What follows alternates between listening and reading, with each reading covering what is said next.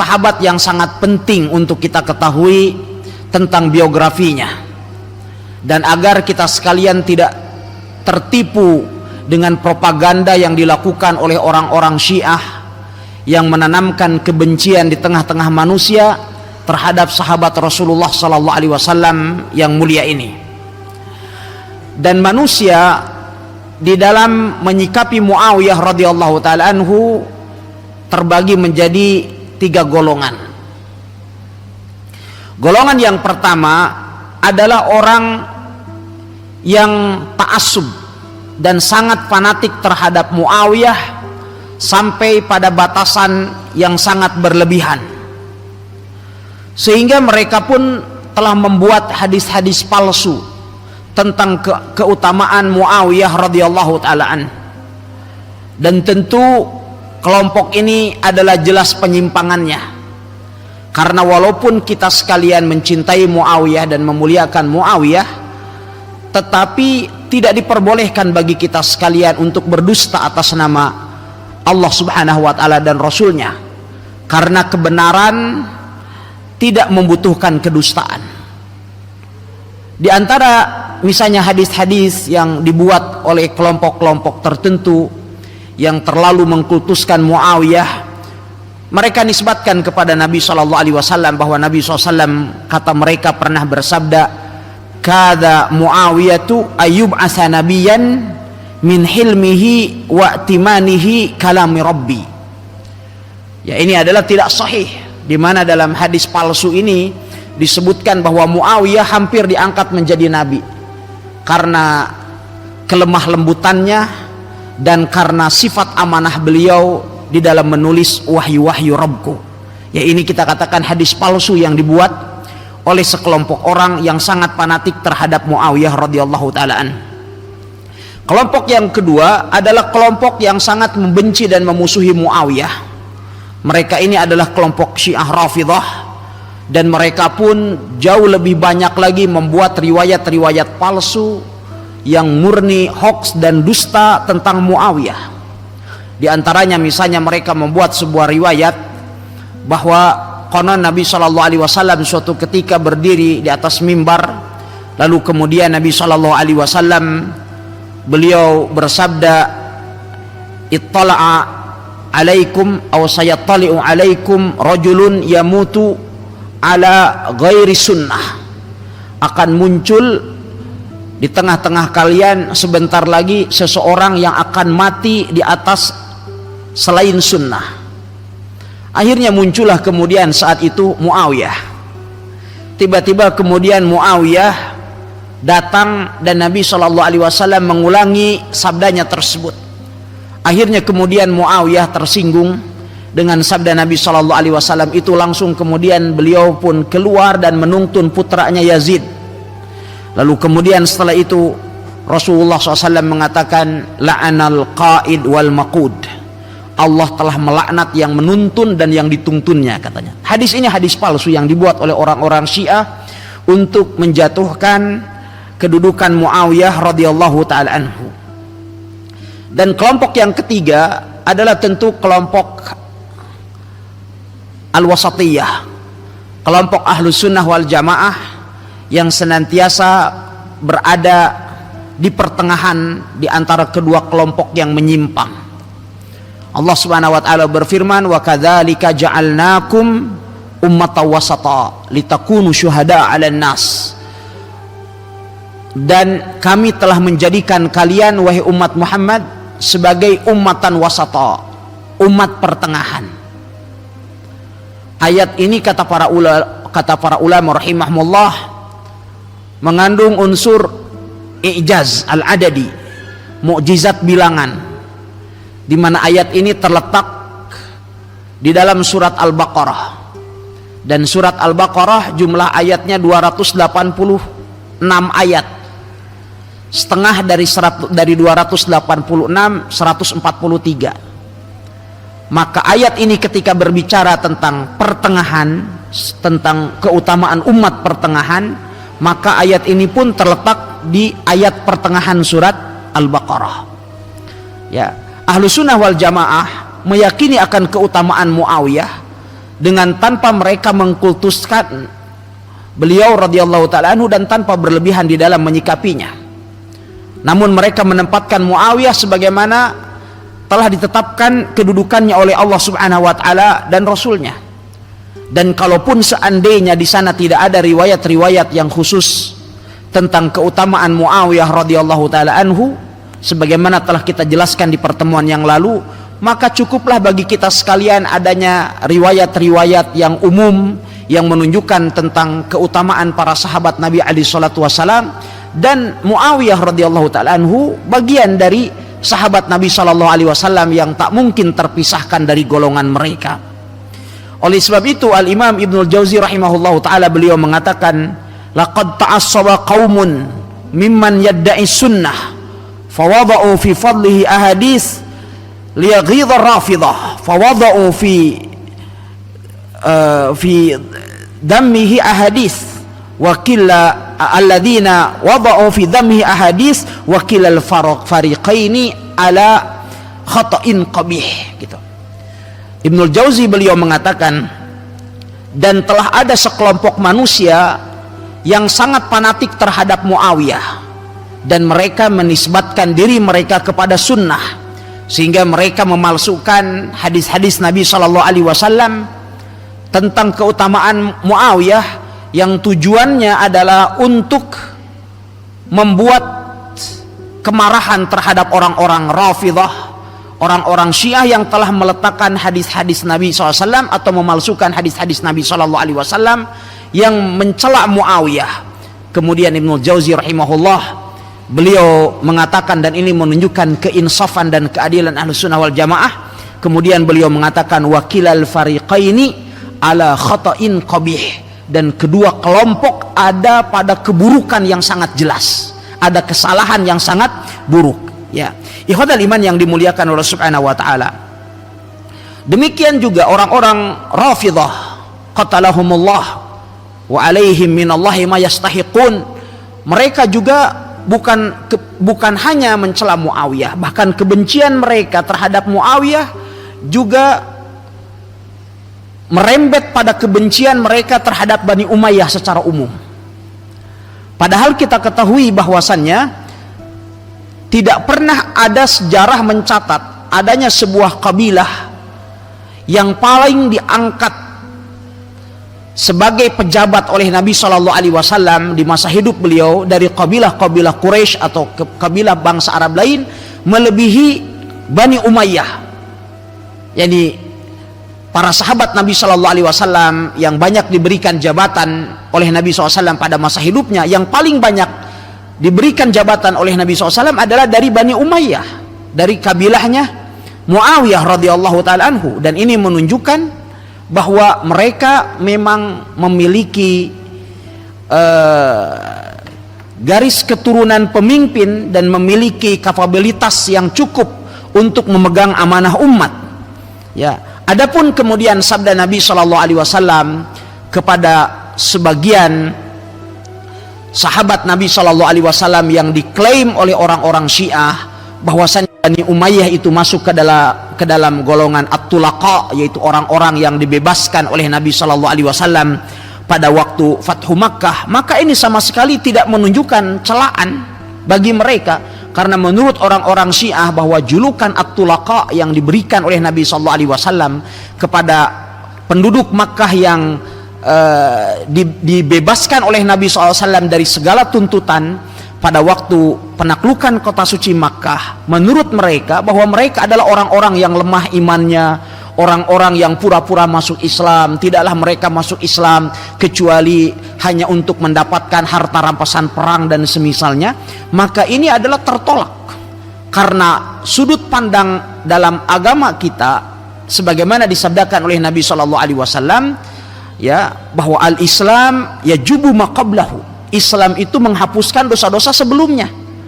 Sehingga ketika penduduk Makkah yang masuk Islam pada saat Nabi Shallallahu Alaihi Wasallam menaklukkan kota suci Makkah yang jumlahnya kurang lebih ada 2000 orang, dan semuanya mereka masuk Islam, semua mereka kemudian turut berserta berperang bersama dengan Nabi Shallallahu Alaihi Wasallam pada waktu perang Hunain, atau sebagian besar dari mereka dari kalangan muqatilin, dari kalangan orang-orang dewasa yang sanggup untuk berperang, semuanya ikut bersama dengan Nabi SAW pada waktu perang Hunain.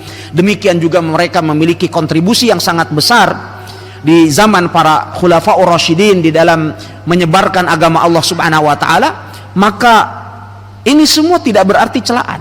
Kemudian berikutnya, bahwa Muawiyah radhiyallahu ta'ala anhu, menurut riwayat yang sahih yang telah kita bahas di pertemuan yang lalu, bahwa Muawiyah radhiyallahu ta'ala anhu tidak bisa dikategorikan sebagai at-tulaqa.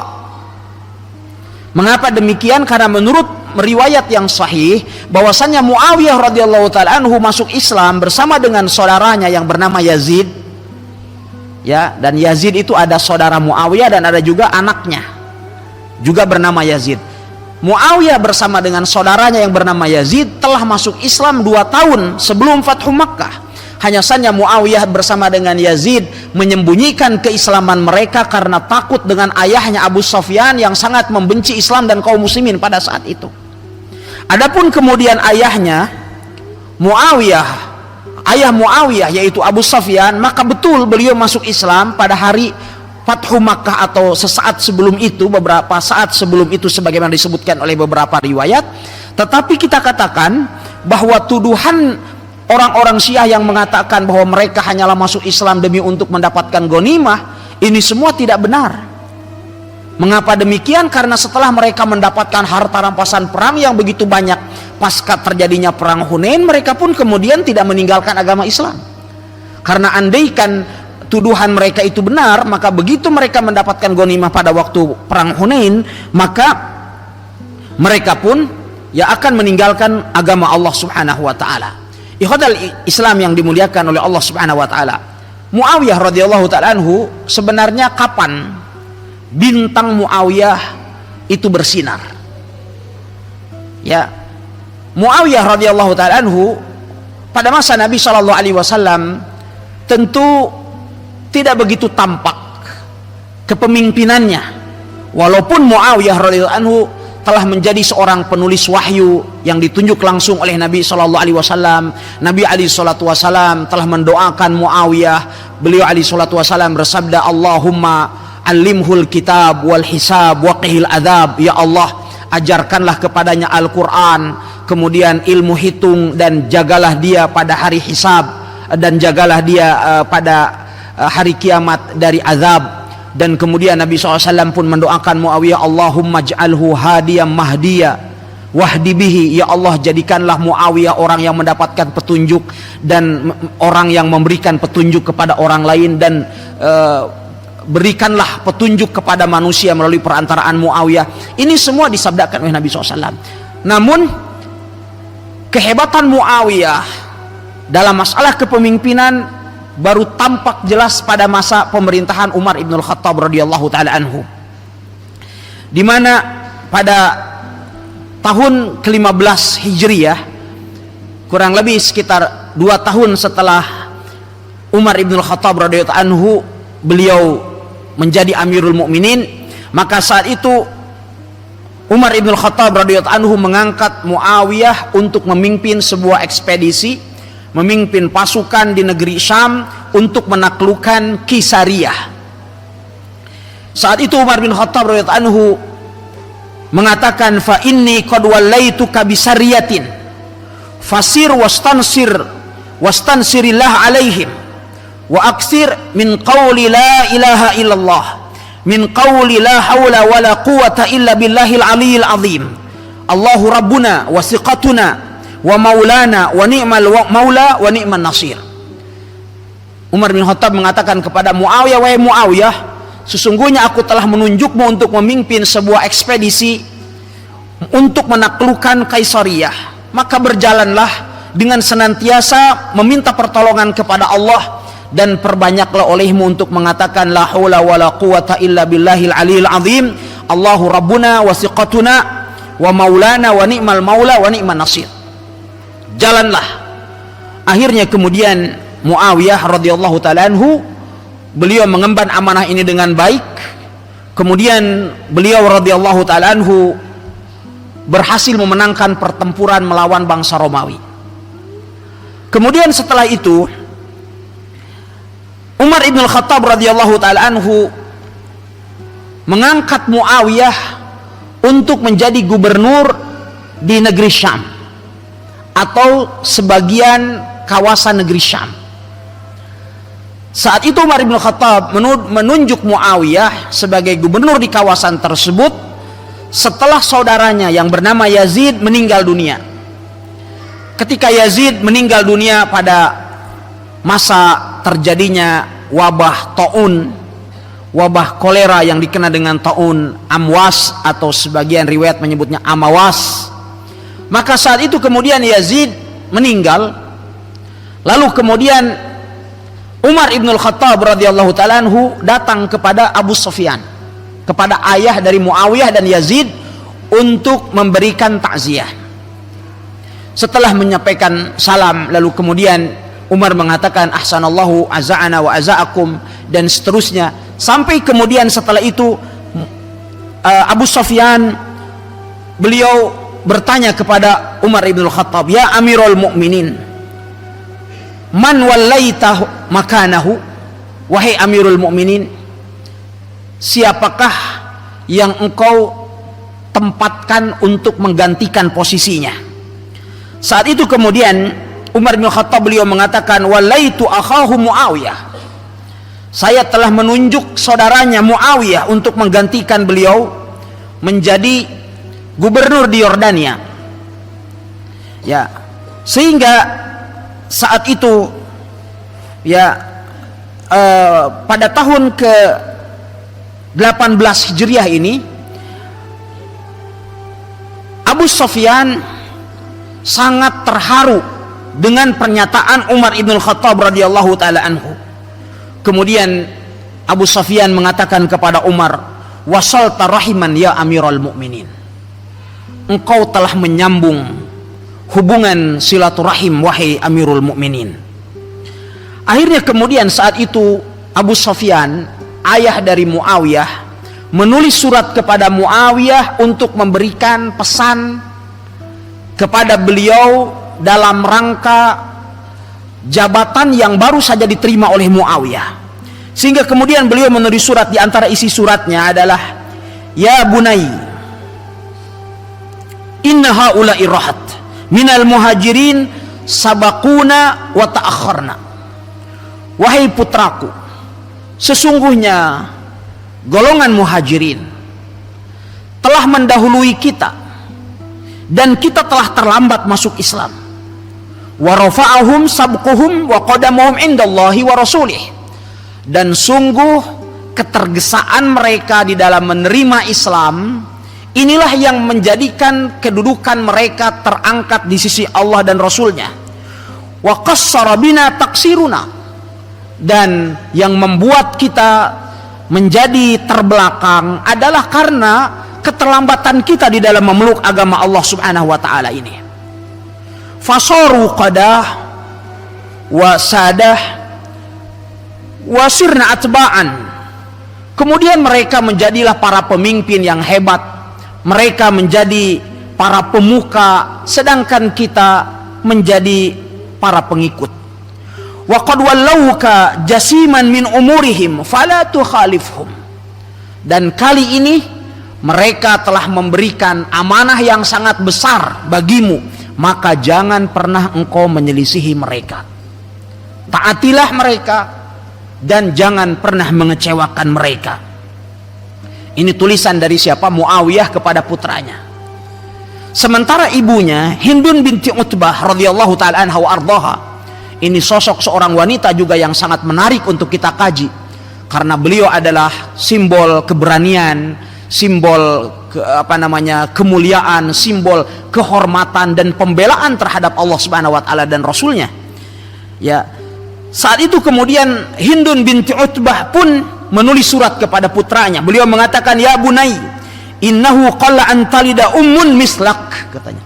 Wahai putraku, sesungguhnya betapa sedikit ibu yang bisa melahirkan anak seperti kamu. Masya Allah, ini penuh dengan kepercayaan diri yang sangat luar biasa. Pujian bagi putranya dan pujian bagi dirinya. Betapa sedikit ibu yang bisa melahirkan seorang putra sepertimu. Wa inna hadzal rajul qad istanhadhaka li hadzal amr fa'amal bi ta'atillah fi ma ahbabta wa kariht. Dan sesungguhnya orang ini, maksudnya Umar bin Khattab, telah memberikan sebuah amanah dan tanggung jawab yang sangat besar. Maka bekerjalah untuk mentaati Allah Subhanahu wa taala, baik pada sesuatu yang engkau sukai atau sesuatu yang engkau benci. Maka saat itu kemudian Muawiyah, beliau katakan, maka aku baca kedua surat dari kedua orang tuaku tersebut, maka aku pun semakin termotivasi. Akhirnya kemudian beliau pun menjadi seorang pemimpin yang sangat adil dan dicintai rakyatnya di kawasan negeri Syam. Kemudian Umar bin Khattab radhiyallahu taala anhu wafat setelah terbunuh oleh Abu Lu'lu'ah Al-Majusi pada tahun 23 Hijriyah. Kemudian kekhalifahan saat itu digantikan oleh Utsman ibn Affan radhiyallahu taala anhu setelah melalui proses syura sebagaimana telah kita bahas di dalam kajian tentang biografi Utsman radhiyallahu taala anhu ardhah. Kemudian Muawiyah pada saat Umar ibn Khattab radhiyallahu taala anhu wafat, beliau sudah menjadi pemimpin di mayoritas kawasan negeri Syam. Begitu Utsman ibn Affan radhiyallahu taala anhu naik menjadi khalifah, maka Utsman ibn Affan radhiyallahu taala anhu semakin memperluas kekuasaan Muawiyah radhiyallahu taala an, sehingga semua kawasan negeri Syam saat itu di bawah kepemimpinan Muawiyah radhiyallahu taala anhu ardhah. Dan ada sesuatu yang sangat menarik pada masa kehidupan Umar ibn Khattab radhiyallahu taala anhu, di mana Muawiyah radhiyallahu taala an, beliau pernah mengirim surat kepada Umar ibn Khattab radhiyallahu taala anhu akan maksud dan tekad beliau membentuk sebuah kekuatan marinir atau angkatan laut ya bagi kaum muslimin yang ada di negeri Syam. Karena negeri Syam tentu memiliki perbatasan dengan bangsa Romawi dari arah laut, dan Muawiyah radhiyallahu taala anhu ingin mengamankan batas negeri kaum muslimin dan ingin melakukan ekspansi dakwah menuju Kubrus atau Sifrus, kemudian juga masuk ke kawasan Konstantinia atau lebih kita kenal dengan Konstantinopel atau Turki pada saat ini. Ya, sampai kemudian ini perjuangan untuk menaklukkan Konstantinopel itu kan dimulai dari sejak masa pemerintahan Muawiyah radhiyallahu taala anhu, dan baru direbut oleh kaum muslimin pada masa pemerintahan siapa? Ya, Khilafah Utsmaniyah pada zaman Turki Utsmani pada tahun 857 Hijriyah di bawah kepemimpinan Muhammad Al-Fatih rahimahullahu taala. Ya, upaya perebutan yang membutuhkan 800 tahun sehingga Konstantinia atau Konstantinopel yang kita kenal saat ini Istanbul jatuh ke tangan kaum muslimin. Umar ibn Khattab radhiyallahu anhu ingin membentuk kekuatan angkatan laut bagi kaum muslimin. Akhirnya kemudian beliau menulis surat kepada Umar bin Khattab, karena kaum muslimin memang saat itu adalah memiliki kekuatan yang sangat luar biasa, tetapi kekuatan mereka terbatas pada angkatan darat. Kaum muslimin belum banyak yang mengenal tentang lautan karena mereka tinggal di kawasan padang pasir. Akhirnya kemudian begitu Umar bin Khattab radhiyallahu taala anhu mendapatkan surat dari Muawiyah, maka Umar bin Khattab beliau bingung bagaimana itu lautan. Ya, bukan orang Kendali atau ya orang kawasan Nusantara yang sangat familiar dengan lautan. Akhirnya kemudian Umar bin Khattab radhiyallahu anhu meminta pendapat kepada Amr ibn al-As radhiyallahu taala anhu, gubernur Mesir. Kemudian beliau katakan, sifli al-bahr, tolong berikan kepadaku sifat tentang lautan. Apa itu lautan? Itu makhluk apa itu lautan? Akhirnya kemudian saat itu Amr bin As radhiyallahu anhu menulis surat kepada Umar bin Khattab mensifati lautan dengan bahasa yang sangat indah. Beliau katakan, sesungguhnya aku mendapatkan bahwa lautan itu merupakan makhluk yang sangat besar. Ya, karena tentu kawasan lautan itu lebih luas daripada kawasan daratan. Ya, apabila manusia berlayar di atasnya, maka dia akan menjadi kecil bagaikan belatung yang terombang-ambing di tengah samudra. Dan itu benar. Ya, apabila dia naik kayu, apabila dia tak bergelombang, itu cukup menyayat hati. Kalau seandainya dia bergelombang, maka orang bisa tenggelam dan terbunuh di dalamnya. Ya, demikian kemudian sifat yang begitu rinci yang cukup menakutkan Umar ibn Khattab radhiyallahu taala anhu. Akhirnya kemudian saat itu Umar bin Khattab, beliau mengatakan, la ahmilu alaiha muslimun abada, katanya gitu. Saya tidak akan pernah memperbolehkan adanya seorang muslim berlayar di atasnya selama-lamanya.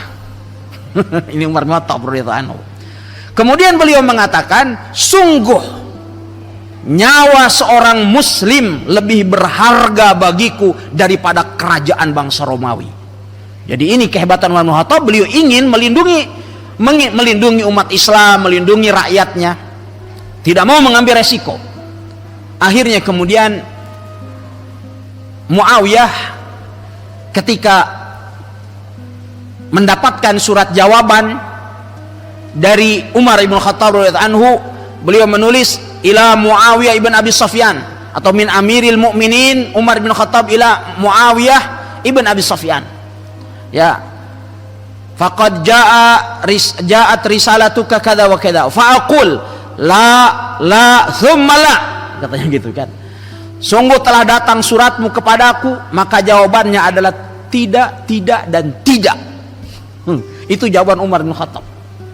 Sungguh nyawa seorang mukmin lebih berharga bagiku daripada kerajaan bangsa Romawi. Sehingga pada masa Umar bin Khattab, umat Islam belum memiliki pasukan atau angkatan laut.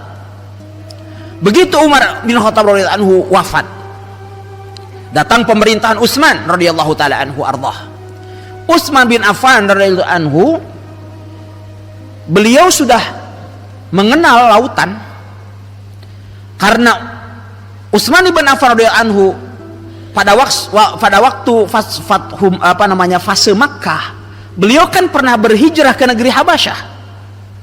Beliau turut berhijrah bersama dengan istrinya ke negeri Habasyah. Jadi Utsman pernah berlayar, pernah menyeberangi kawasan Laut Merah menuju negeri Habasyah. Sehingga kemudian Muawiyah tetap memiliki tekad untuk membentuk pasukan angkatan laut umat Islam.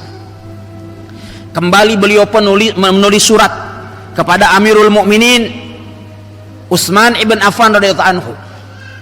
Kemudian beliau mengatakan, wahai Amirul Mukminin, sesungguhnya aku ingin menyiapkan pasukan untuk berperang melalui jalur laut, maka izinkanlah kami. Saat itu kemudian Utsman mengatakan, sesungguhnya aku telah mengenal betul ceritamu dengan Umar. Ya paham, dilihat arsip sama Utsman, ada arsipnya nih. Akhirnya sebagaimana Umar ibn Khattab tidak mengizinkanmu untuk membentuk pasukan angkatan laut, maka demikian juga aku. Utsman radhiyallahu anhu pun kembali tidak mengizinkan Muawiyah untuk membentuk angkatan laut. Namun kemudian Muawiyah radhiyallahu taala anhu, beliau mengatakan, wahai Amirul Mukminin, sesungguhnya aku lebih mengetahui tentang lautan daripadamu. Karena sudah sekarang beliau tinggal di negeri Syam, ya dekat dengan pantai. Ya, sesungguhnya kami lebih mengetahui tentang lautan daripada Anda. Dan sesungguhnya kami memiliki kemampuan untuk memiliki pasukan itu. Kalau seandainya kita tidak pernah membentuk angkatan laut, maka pulau di seberang sana tidak pernah akan mengenal Islam. Dan ini adalah perjuangan. Kematian adalah merupakan resiko. Jikalau kita berhasil, maka kita akan menaklukkan mereka dan Islam akan tersebar di sana. Namun kalaupun seandainya mereka mati, kita semua mati, maka kematian kita adalah syahid di jalan Allah. Akhirnya kemudian Utsman radhiyallahu ta'ala anhu ketika melihat kebulatan tekad Muawiyah radhiyallahu ta'ala anhu, maka saat itu kemudian Utsman radhiyallahu anhu mengatakan, ya, setelah kami melihat kesungguhanmu untuk mempersiapkan angkatan laut, maka aku mengizinkanmu, tetapi dengan syarat. Syarat yang pertama, alla tantakhib ahadan, engkau jangan pernah menunjuk seorang pun juga dan memaksa seorang pun juga untuk masuk ke dalam angkatan ini. Ya, wala taj'al qur'ah bainahum, dan jangan pula engkau undi. Ya, innama bikhtiyarihim wa man i'tadara fala tujbir ahada. Pasukan yang ikut ke angkatan laut itu hanyalah boleh diikuti oleh mereka yang dengan sukarela ingin masuk ke dalam angkatan tersebut, dan barang siapa yang menyampaikan uzurnya, jangan pernah engkau memaksanya. Ini syarat yang diajukan oleh Utsman radhiyallahu ta'ala kepada Muawiyah, sehingga kemudian saat itu Muawiyah segera mengumpulkan rakyatnya di negeri Syam. Kemudian beliau mengatakan, ya ayuhan nas, ini sta'adantu Umar kada wa kada, wahai manusia, sungguhnya aku telah meminta izin kepada Umar untuk membentuk angkatan laut, kemudian ia tidak mengizinkanku. Kemudian datang Utsman, aku pun meminta izin kepadanya, beliau kemudian tidak mengizinkan di kali pertama dan mengizinkan di kali kedua dengan sejumlah syarat. Lalu kemudian Muawiyah mengatakan, wa inni udzakirukum bihadisi Ummi Haram. Kita lihat bagaimana para salafus saleh, bagaimana mereka berusaha untuk senantiasa berpegang teguh kepada sunnah. Kemudian Muawiyah mengatakan, dan sungguh aku mengingatkan kalian pada hari ini dengan hadis Ummu Haram, di mana suatu ketika Rasulullah SAW datang ke rumah Ummu Haram di dekat Masjid Quba. Saat itu Nabi SAW qailulah, tidur siang di rumah Ummu Haram, sampai kemudian tiba-tiba Rasulullah SAW terbangun sambil tertawa. Lalu kemudian Ummu Haram mengatakan kepada Rasulullah SAW, ya Rasulullah, ma'adhaqak, wahai Rasulullah, apa yang membuat engkau tertawa? Kemudian Rasulullah SAW beliau mengatakan, inni ra'aitu fil manam anna unasan min ummati raqibal bahr mulukan alal asirah. Sesungguhnya dalam mimpi tadi aku telah melihat ada sekelompok manusia dari umatku, mereka berlayar di tengah lautan, ya, bagaikan para raja yang berdiri atau duduk di atas istana, di atas sigasana. Akhirnya kemudian saat itu Ummu Haram mengatakan, ud'ullaha ayyaj'alani minhum. Kalau begitu, ya, dan masih ada kepanjangan hadis, beliau mengatakan, ya, waman matu minhum, dan siapa di antara mereka yang meninggal dalam peperangan itu, kata Rasulullah, maka mereka akan masuk ke dalam surga. Akhirnya kemudian saat itu Ummu Haram mengatakan, kalau begitu wahai Rasulullah, ud'ullaha ayyaj'alani minhum. Kalau begitu wahai Rasulullah, tolong doakan saya agar saya juga masuk ke dalam golongan mereka. Akhirnya kemudian Rasulullah mengatakan, anti minhum, kamu dari golongan mereka. Ya. Sampai kemudian pada akhirnya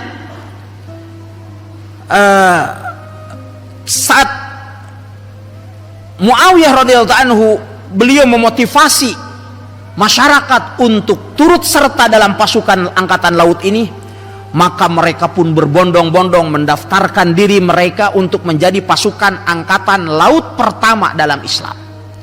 Terlebih kemudian di sana pun ada hadis Rasulullah SAW, awwalu jaishin yaghzul bahar maghfurun lahum. Angkatan laut pertama dari umat Islam, maka dosanya akan diampuni oleh Allah Subhanahu wa taala. Akhirnya kemudian mereka berlomba-lomba mendaftarkan diri mereka menjadi angkatan laut. Ingat, ini bukan pendaftaran untuk menjadi TNI AL yang dijanjikan gaji yang besar. Gajinya ini tanpa batas.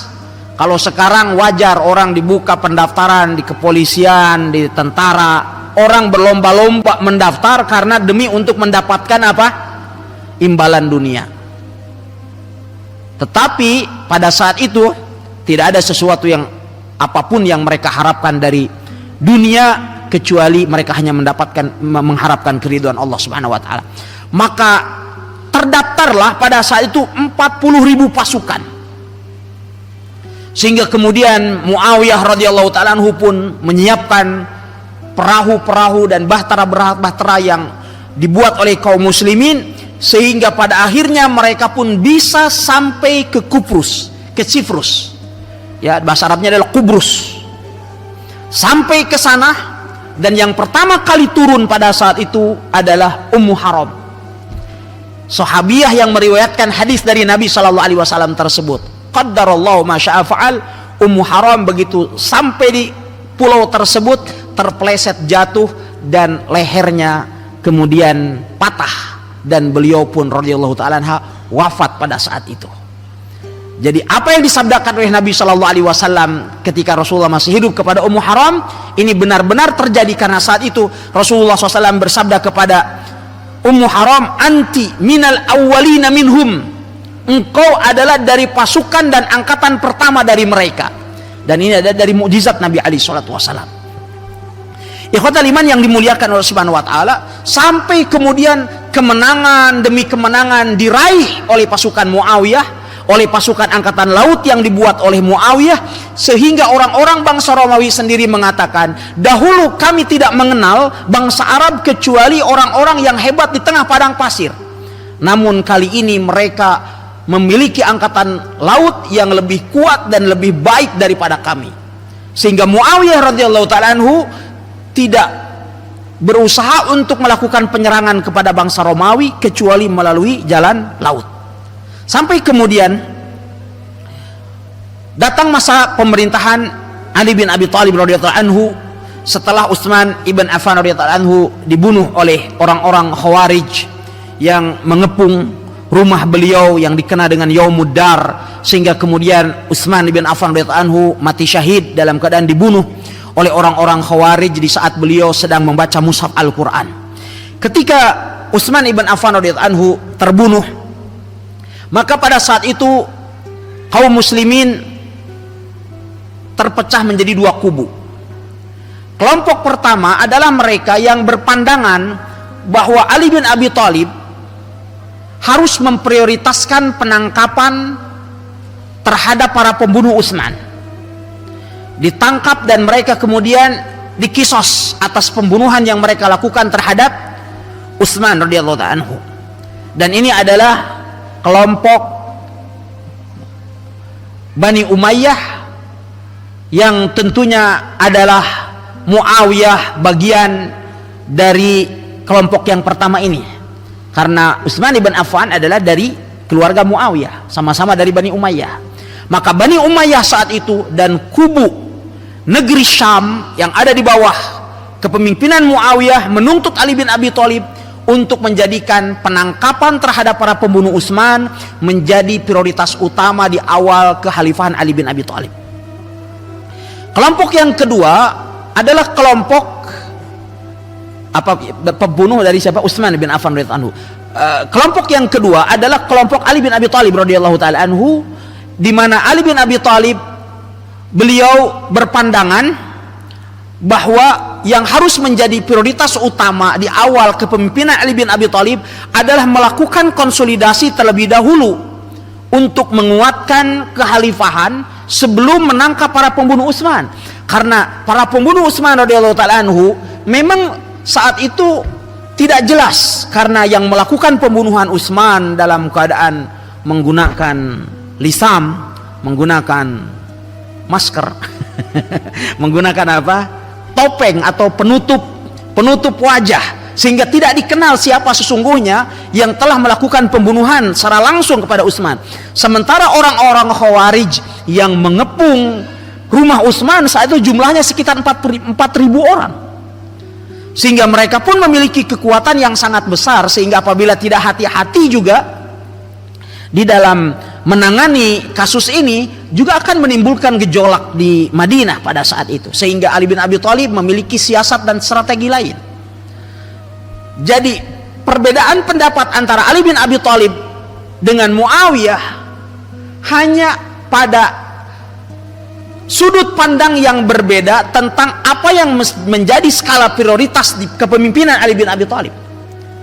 Jadi permasalahannya adalah bukan perebutan kekuasaan, tidak sebagaimana yang dituduhkan oleh orang-orang Syiah bahwasannya Muawiyah radhiyallahu anhu itu adalah sangat tamak dan ingin mengambil hak Ali bin Abi Thalib menjadi khalifah. Tidak, karena Muawiyah hanya mensyaratkan itu. Muawiyah mengatakan, kami akan berbaiat kepadamu wahai Ali kalau seandainya engkau menangkap terlebih dahulu para pembunuh Utsman. Oleh sebab itu kita buktikan dengan riwayat yang lain bahwa tatkala kematian Ali bin Abi Thalib radhiyallahu taala anhu yang juga pada akhirnya terbunuh pada tahun 40 dibunuh oleh Abdurrahman ibn Muljim al-Khariji, oleh seorang Khawarij. Begitu informasi kematian Ali bin Abi Thalib radhiyallahu taala anhu ini sampai kepada Muawiyah radhiyallahu anhu, beliau mengatakan, rahimallahu Abul Hasan kana wallahi aliyun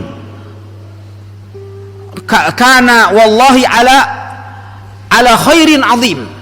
Beliau mengatakan, semoga Allah merahmati Abul Hasan, maksudnya Ali bin Abi Thalib radhiyallahu anhu, kana wallahi ala khairin azim, sungguh Ali bin Abi Thalib ada di atas kebaikan yang begitu besar. Kana wa kana wa kana. Beliau kemudian mulai menyebutkan kebaikan-kebaikan dan keutamaan Ali bin Abi Thalib radhiyallahu ta'ala anhu, sehingga kemudian istri Muawiyah saat itu mengatakan, ya tabki ala Ali wa anta tuqat. Wahai Muawiyah, mengapa engkau harus menangisi Ali? Bukankah Ali bin Abi Thalib sempat engkau perangi? Kemudian Muawiyah mengatakan, la abki alaihi huznan, ya, kaifa la abki alaihi huznan wa qad faqada al-ummah rajulan aziman wa faqihaha. Beliau mengatakan, bagaimana mungkin aku tidak menangis sedangkan umat ini telah kehilangan seorang pria yang sangat agung dan seorang ulama mereka.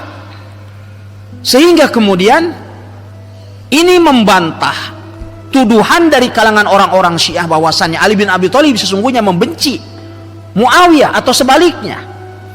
Adapun pertempuran yang terjadi pada waktu perang Siffin dan sebelumnya pada waktu perang Jamal, itu semua murni provokasi dari orang-orang Khawarij dan orang-orang Syiah yang merasa terancam keselamatan mereka karena telah terjadi kesepakatan damai antara Ali bin Abi Thalib radhiyallahu taala anhu dengan Muawiyah. Sehingga tatkala kesepakatan itu telah terjadi, maka orang-orang Syiah dan Khawarij pada saat itu mereka yakin betul kalau seandainya Ali bin Abi Thalib dengan Muawiyah ini telah terjadi kesepakatan untuk damai, maka pasti yang menjadi target adalah orang-orang Khawarij dan Syiah itu. Sehingga kemudian mereka berusaha untuk menyusup ke dalam kedua pasukan, maka kemudian mereka saling melemparkan atau memanahkan panah api di kegelapan malam, sehingga kedua pasukan mengira bahwasannya masing-masing dari kedua kelompok telah melakukan pengkhianatan, sehingga kemudian terjadilah pertempuran yang begitu besar pada waktu perang Siffin. Tetapi antara kedua pasukan ini pada akhirnya pun kemudian mereka berdamai dan kedua pasukan menyolatkan korban dari kedua kelompok. Kelompok Ali turut menyolatkan korban yang meninggal dari pasukan Muawiyah, dan pasukan Muawiyah pun menyolatkan korban dari pasukan Ali bin Abi Thalib radhiyallahu taala anhu. Ikhwatal iman yang dimuliakan oleh Allah Subhanahu wa taala, ketika Ali bin Abi Thalib radhiyallahu anhu wafat, terbunuh, maka saat itu kemudian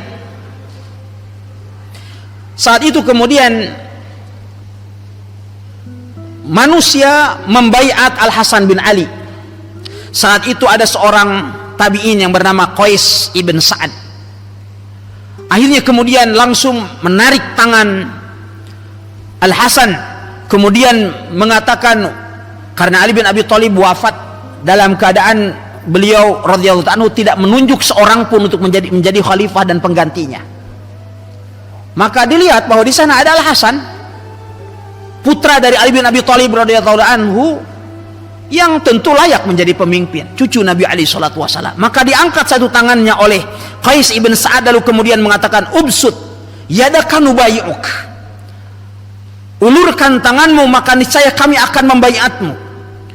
Kemudian saat itu Al Hasan mengulurkan tangannya, kemudian beliau mengatakan, tubayyunani ala kitabillahi wa sunnati rasulih, syaratnya adalah kalian membaiatku agar aku berpegang teguh kepada kitab Allah dan sunnah Rasulnya. Wa ala an tusalima man salamtuhu wa tuharib man harabtuhu. Dan dengan syarat kalian membaiatku agar kalian berdamai dengan siapa yang aku berikan perdamaian kepadanya, dan kalian siap untuk berperang dengan orang yang aku perangi. Akhirnya kemudian saat itu, ya mengapa saya berikan dulu di sini satu poin penting yang kita pahami. Mengapa Al Hasan mengatakan hal itu? Wa an tusalim man salamtuhu wa tuharib man harabtu. Dan agar kalian, ya agar kalian, kata Al Hasan, mau menyerahkan diri dan berdamai kepada orang yang aku akan berdamai dengannya. Karena saat itu Al Hasan radhiyallahu ta'ala anhu mengingat pada masa kecilnya, di saat beliau masih lari-lari di masjid, sedangkan Nabi Shallallahu Alaihi Wasallam saat itu tengah berada di atas mimbar. Terkadang Nabi Shallallahu Alaihi Wasallam melihat kepada Al Hasan, terkadang Nabi SAW melihat kepada para sahabatnya. Lalu kemudian Nabi SAW pada saat itu mengatakan, inna ibni hadha sayyid wa inna allaha sayasluhu bihi baina ta'ifataini azimataini minal muslimin. Sesungguhnya cucuku ini adalah seorang pemimpin, seorang sayyid, seorang pemuka, dan sesungguhnya Allah akan mendamaikan dengan perantaraannya dua kelompok besar dari kalangan kaum muslimin. Oleh sebab itu Al Hasan ibn Ali ketika dibaiat, maka beliau mengatakan, dan aku siap dibaiat dengan syarat kalian siap untuk menerima siapa yang aku akan berdamai dengannya. Akhirnya kemudian Al Hasan dibaiat, ya, oleh penduduk Kufah. Lalu kemudian beliau pun menjabat sebagai pemimpin saat itu selama 6 bulan. Dan Nabi SAW beliau telah bersabda dalam Sahihain, beliau mengatakan, khilafatun nubuwah salasuna sanah thumma yu'tillahul mulka lima yasha. Khilafah kenabian itu 30 tahun, lalu kemudian Allah akan memberikan kerajaan kepada siapa yang dikehendakinya.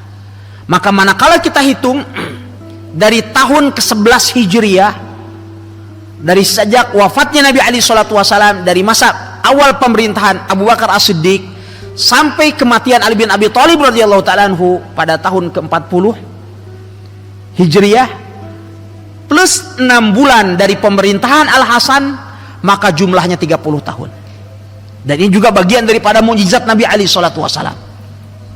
Maka begitu kemudian Muawiyah telah menjabat sebagai pemimpin umat Islam selama 6 bulan pada saat itu. Dan kepemimpinan Al Hasan, kenapa beliau tidak dikategorikan sebagai Al-Khulafaur Rasyidin? Karena kepemimpinan Al Hasan tidak disepakati oleh semua umat Islam. Karena kubu Al Hasan ada di negeri Kufah, kemudian juga penduduk Madinah, kemudian sementara kawasan negeri Syam dan sekitarnya tidak turut membaiat siapa? Al Hasan. Ali bin Abi Thalib saja saat itu adalah, ya, Muawiyah belum berbaiat kepada Ali bin Abi Thalib, walaupun kemudian pada akhirnya juga, ya, Muawiyah mengakui kekhalifahan Ali bin Abi Thalib radhiyallahu anhu. Oleh sebab itu beliau tidak dikategorikan sebagai khulafa rasyidin. Baik. Kemudian setelah 6 bulan menjabat, Al Hasan datang kepada Muawiyah radhiyallahu ta'ala. Datang kepada Muawiyah tujuannya adalah untuk kembali mempersatukan kedua kekuatan besar dari kalangan kaum muslimin, sebagaimana itu yang telah dipesankan oleh Nabi SAW.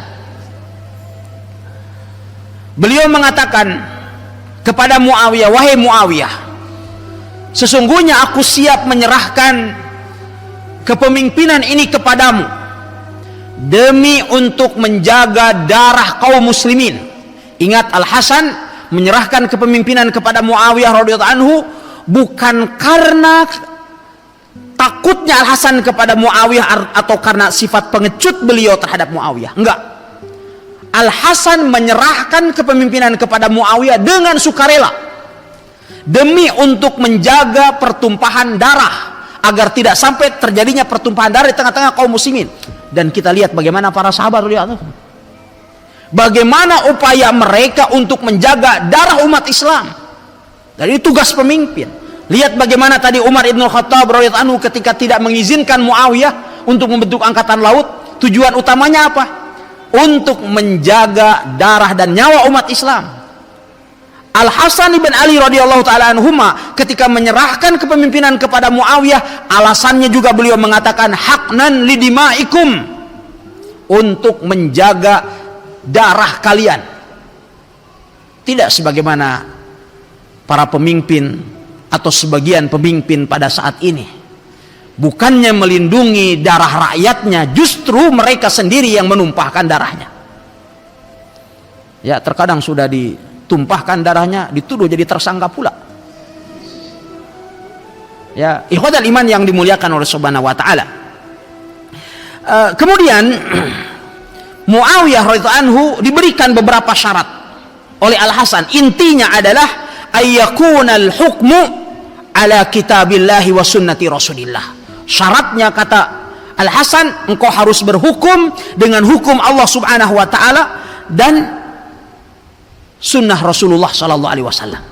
Karena Al-Hasan tahu bahwa apalah artinya, apalah maslahatnya beliau senantiasa berselisih dengan Muawiyah, sedangkan di sana ada orang-orang Syiah yang merongrong, demikian juga orang-orang Khawarij yang memiliki niat buruk terhadap umat Islam, demikian ada bangsa Romawi, ada bangsa Persia. Kalau beliau tetap terus berseteru dengan Muawiyah radhiyallahu taala anhu, ini musuh yang senang. Ini disadari betul oleh Al-Hasan, dan ini pula yang harus kita sadari sekarang.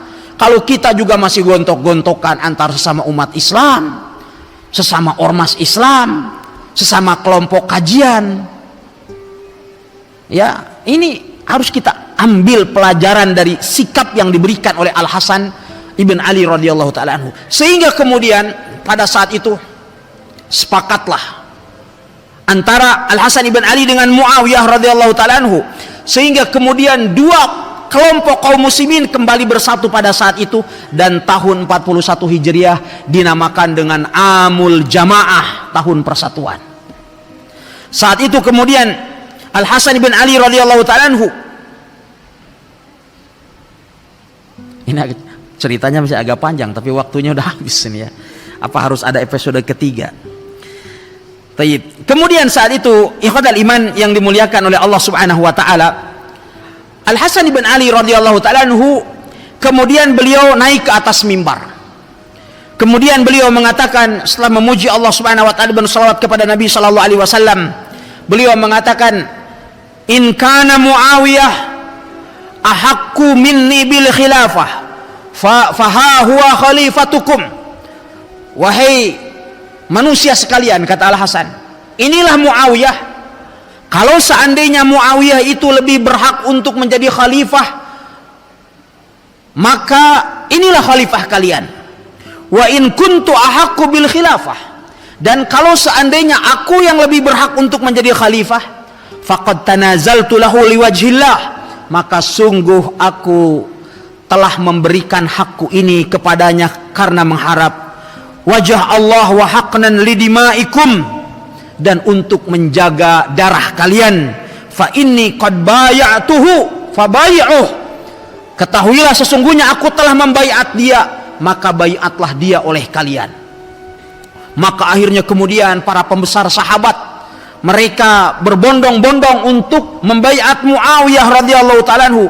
ada Anas bin Malik, ada Abu Sa'id Al-Khudri radhiyallahu ta'ala anhu, ada Sa'ad bin Abi Waqqas, ada Jabir ibn Abdullah, ada Usamah ibn Zaid ibn Harithah, ada Abdullah ibn Umar, ada Zaid ibn Sabit, ada Abu Umamah dan seterusnya. Banyak kemudian para sahabat-sahabat Nabi sallallahu alaihi wasallam langsung membaiat Muawiyah radhiyallahu ta'ala anhu, demikian juga diikuti oleh para tabi'in, sehingga kemudian saat itu ya sebagian ulama tarikh mengatakan bahwa kami tidak pernah melihat adanya kesepakatan di mana orang berlomba-lomba untuk membaiat seperti orang berlomba untuk membaiat Muawiyah radhiyallahu ta'ala anhu warḍah. Kemudian setelah itu Muawiyah, kita lihat di sini kata-katanya yang sangat indah ketika beliau baru pertama kali dibaiat dan diangkat menjadi khalifah atau menjadi Amirul Mukminin. Kemudian saat itu beliau mengatakan, ya ayuhan nas, inni a'lamu lastu bi ahsanikum. Wahai manusia sekalian, sesungguhnya aku tahu dan aku sadar bahwa aku bukanlah orang terbaik di antara kalian. Walakinni ahsanu lakum, akan tetapi aku yang terbaik bagi kalian. Antum bisa pahami kalimat ini? Sesungguhnya aku bukan orang terbaik di antara kalian, tetapi untuk menjadi pemimpin kalian, kata Muawiyah, maka aku yang terbaik. Ya, hakamtu Syam isrina ama. Sungguh aku telah menjadi pemimpin di negeri Syam selama 20 tahun. Jadi bukan ecek-ecek. Bukan pemimpin yang tidak pernah memimpin sesuatu tiba-tiba langsung menjadi presiden gitu ya. Enggak. Ini sudah pengalaman menjadi gubernur 20 tahun. Wa araftu Rum, dan aku mengenal betul tentang karakter bangsa Romawi. Wa khabayahum, dan aku mengetahui tentang seluk-beluk mereka. Wa a'rifu nawayal khawarij, dan aku pun mengetahui tentang niat-niat buruk khawarij. Alladzina yuriduna al-fitnah bikum, yang menginginkan terjadinya fitnah di tengah-tengah kalian. Faqbalu bi, ya maka terimalah aku. Fa in kuntu ala khair fa'inuni, jikalau aku di atas kebaikan sesuai dengan kitabullah dan sunnah Rasulullah, maka bantu dan tolong aku, dukung aku. Wa in kuntu ala khata fanasihuni wa nabbihuni, dan jikalau aku ada di atas kesalahan, maka tolong luruskan aku dan nasihati aku. Akhirnya kemudian orang berbondong-bondong membaiat Muawiyah, lalu kemudian Muawiyah membaca firman Allah Subhanahu wa taala, wa anna hadza sirati mustaqiman fattabi'u wa la tattabi'us subula fatafarraqu bikum an sabilih dzalikum wassaqum bihi la'allakum tattaqun. Ayat dari surat Al-An'am ini dibaca oleh Muawiyah sehingga kemudian Muawiyah menjadi seorang raja yang sangat adil dan raja yang paling adil dan paling pertama dari umat Nabi Muhammad alaihi salatu wasalam. Ya, oleh sebab itu tadi para ulama menyebutkan bahwa Muawiyah tentu tidak lebih baik dari segi keagamaannya dari Abu Bakar, Umar, Utsman dan Ali. Tetapi dari segi ilmu perpolitikan beliau disebutkan oleh sebagian ulama lebih baik daripada para khulafaur rasyidin. Wallahu taala alam. Dan itu tidak menutup kemungkinan. Oleh sebab itu Umar ibn Khattab radhiyallahu anhu sendiri beliau mengakui kepemimpinan Muawiyah. Ketika Umar bin Khattab melihat Muawiyah, beliau mengatakan, hadza dahiyatul Arab wa qaisaruhum. Umar bin Khattab beliau mengatakan, ini adalah orang cerdasnya bangsa Arab dan dia ini adalah kaisarnya bangsa Arab.